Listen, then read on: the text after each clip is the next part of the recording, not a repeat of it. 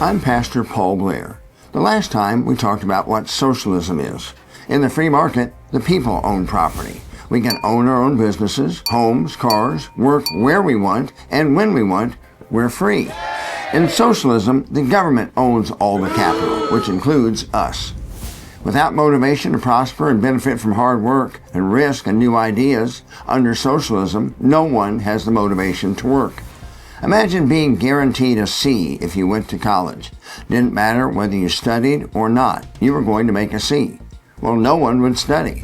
In real life, if no one works, then no food is grown, no cars are built, no houses are built, nothing gets made, grown, shipped, or bought. Everyone is equal, equally broke that is, equal in poverty and starving to death. That's what happened in the Soviet Union. That's what happened to Cuba. And that's what's happening today in Venezuela.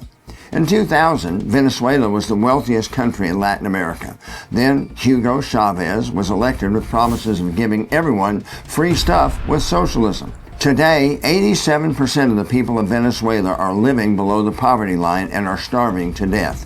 That exact same thing happened in Gaza in 2005. Israel voluntarily gave away Gaza in exchange for promises of peace from the PLO. Instead, Gazans elected Hamas, which is communism with a theocratic Islamic government, and now the people are totally dependent as a welfare state. Communists always have the same strategy to destroy a country. Socialism is like a cancer. It invades a healthy body, then grows and kills it. Let me explain. Karl Marx was a German philosopher. He wrote the Communist Manifesto in 1848. His stated goal was to dethrone God and destroy capitalism. Marx was born into a well-to-do family but didn't like to work. In fact, he was a bum who refused to work and drank himself out of college. As a bum who didn't want to work, his grand idea is that we all pool our bank accounts together and then everyone would take what he needed and put in what he could. Well, what a great idea for a guy who had nothing and refused to work and didn't have any money. As we've already discussed with the grades illustration, without reward, no one works. We don't say, thank God it's Monday. We say, thank God it's Friday because we enjoy having time off. Without motivation and reward, no one works. And this communist system winds up failing every time. Marx theorized that private property is the root of all evil in creating a conflict in societies between social classes. He called property owners the bourgeois, and he claimed that they were being oppressors. He called the employees the proletariat, and claimed that they were victims of oppression. Marx's goal was to stir up the workers into a violent revolution and then throw off their government with communism. That actually worked in Russia, but not in Western Europe or America because in the West we have all enjoyed the success of the free market. We all own some stuff, whether it be a cell phone, a house, a car, a business, or just some cool clothes. Unionized workers were happy to strike to make more money, but no one wanted to throw off their government.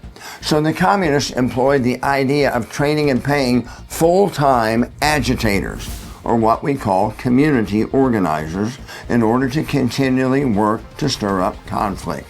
When was the first time you ever heard the term community organizer?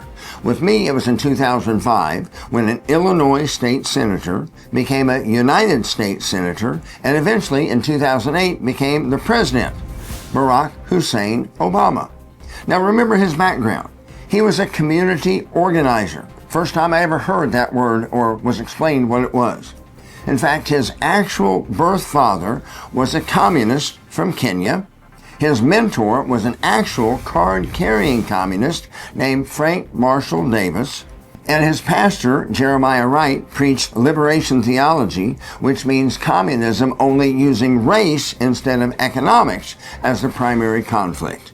Obama was a paid community organizer who promised to fundamentally transform the United States, and boy, did he do a good job. Remember the Black Lives Matter riots? Two of the founding members of Black Lives Matter were Patrisse Cullors and Alicia Garza. Both admitted that they were trained Marxists. They were trained community organizers. This video clip was a Black Lives Matter march 5 years ago. Notice they suddenly changed from Black Lives Matter to Palestinian Lives Matter. Watch this. Black Lives Matter! Black Lives Matter! Black Lives Matter! Palestinian Lives Matter! Palestinian Lives Matter! Palestinian Lives Matter! Palestinian Lives Matter! Black Lives Matter! Black Lives Matter! From the river to the sea, Palestine will be free! But understand, the Marxist maxim is, the issue is never the issue is the revolution. Now, there are 3 steps that communists use to take a healthy country and turn it into a communist country. Step number 1 is perpetual conflict. Paid agitators, paid community organizers continue to stir up perpetual conflict, primarily on college campuses. Do you notice that most of the time these rioters are bussed in from out of state? Well, that's the reason. We have seen the last 5 years Black Lives Matter riots and now continual efforts stirring up college students to riot and chant from the river to the sea when they don't even know what river or sea they're talking about. Step number 2 is negation or death of the current political system in order to form a new government. Then step number 3 is transformation. You replace the old government with a new communist government where everyone contributes what he can and only takes what he needs, and everyone lives in utopia. But here's what they don't tell you. To get from absolute freedom and free market private property ownership to absolute communal living where nobody owns anything, there's a transition state where the all-powerful government takes by force all private property from free people, forcing them into what amounts to as slave labor because no one wants to work if they can't get paid. Well, this middle stage is called the dictatorship of the proletariat, or in other words, the dictatorship of the people. Don't worry about that dictator, people. He's your dictator. But the state owns everything, the state owns everybody, and the state is God. And once the state owns everything, surprise, it never gives it up. That's what we've seen in every communist takeover in world history. And now we have idiots like AOC and Zoran Mamdani promising free housing, free healthcare, and free groceries. Ladies and gentlemen, nothing is free. Somebody has to pay for it. They're trying to convince you to hate success and hate successful business owners. Folks, either people own companies or the government does.